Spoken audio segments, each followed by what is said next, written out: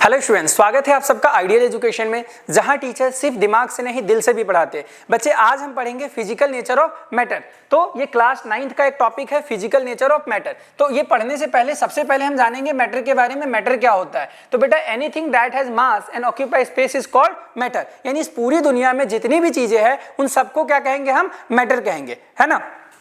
अब कोई भी मैटर की बात करूं तो जैसे ये एक ऑब्जेक्ट है, ये ऑब्जेक्ट भी क्या कहलाएगा? मैटर कहलाएगा। ये पेंसिल, मार्कर, जो भी चीजें हैं ये सब कुछ क्या है? मैटर है। सो क्या कहता है यहाँ पे कि matter is made up of particle. क्या कहा कि जो मैटर है वो किससे मिलके बने हैं? पार्टिकल से मिलके बने हैं। अब बात करता हूं मैं इस मार्कर की। ये मेरे पास एक स्टाइलर है और ये स्टाइलर भी क्या है? मैटर है। तो ये मैटर बना कैसे है? तो अगर ये बना कैसे है? तो छोटे छोटे पार्टिकल से। अगर मैं इसको ब्रेक करता हूं, छोटे छोटे पीसेस बनाता हूं, तो उस छोटे पीसेस को क्या कहेंगे? हम वो पार्टिकल्स कहेंगे।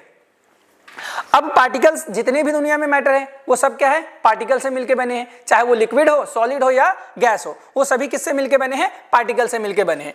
Matter is made up of particle. तो मैंने कहा कि जैसे ये मैटर है, आप सपोज करो कि क्या ये मैटर है, और ये मैटर बना कैसे है? छोटे छोटे पार्टिकल से मिलके बना है। किससे मिलके बना है? छोटे छोटे पार्टिकल से। And this particle are called atom. और इन छोटे पार्टिकल्स को क्या कहते हैं? एटम कहते हैं। कि जब मैं इस मैटर को ब्रेक करूंगा और तब तक ब्रेक करते रहूंगा कि जब तक वो सबसे छोटे पीसेस पे, यानी सबसे छोटे पार्टिकल पे ना जाए, यानी जिसको और भी ज्यादा नहीं ब्रेक किया जा सकता, जब मैं उस स्टेज पे पहुंच जाऊंगा तो उसे क्या कहेंगे बेटा? कि वो मैटर का सबसे छोटा पार्टिकल है, और उसी सबसे छोटे पार्टिकल को जिसको और ज्यादा ब्रेक नहीं किया जा सकता उसे एटम कहते हैं। ठीक है।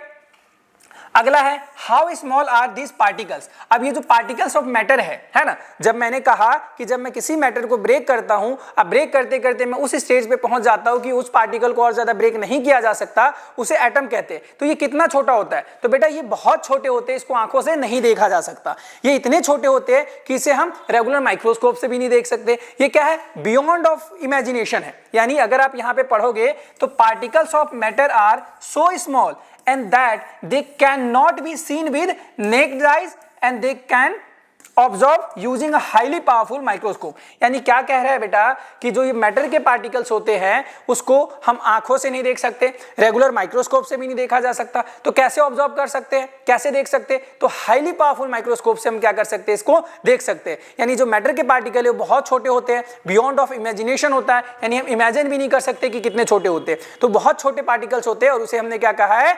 एटम कहा है। ठीक है। सो हमारा ये टॉपिक आज का खत्म होता है। हम मिलेंगे नेक्स्ट टॉपिक में, नए टॉपिक के साथ मिलता हूं आपको। Thank you.